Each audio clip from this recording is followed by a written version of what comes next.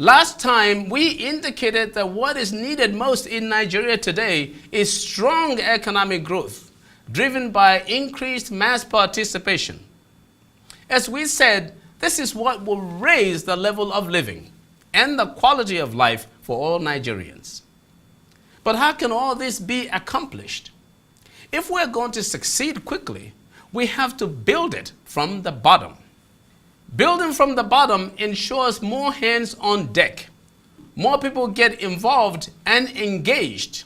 And that's how you begin the process of inclusive growth.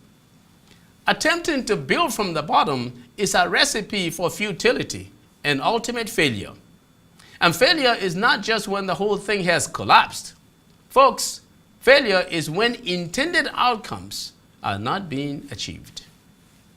At the EBS, we are developing strategies for strengthening communities and municipalities so that nations can build from the bottom up. Check around the world. Any nation that is strong has competent and viable communities, municipalities, states, or provinces. No nation will ever be economically competitive if many of its constituent parts are not viable and strong. Imagine a national soccer team winning the World Cup with horrible players. It will never happen, regardless of how good the coach is.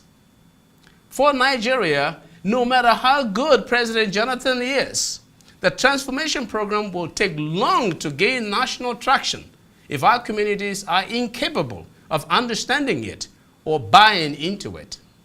I was privileged to serve at a very high level in the federal government, and at that time noted that we needed community, or what people call local government police. With all due respect to the ongoing national conference, state police alone will not cut it. We need local area police. But wait, this also means we need local governments that are supported to succeed and not corroded and emasculated by state governments. When you say these things, there are people who are quick to say that they will not work in Nigeria. Then to people like me, they will say, he's speaking too much grammar. But we need to speak some grammar and discuss these things to assure Nigeria's elusive and potential exceptionalism.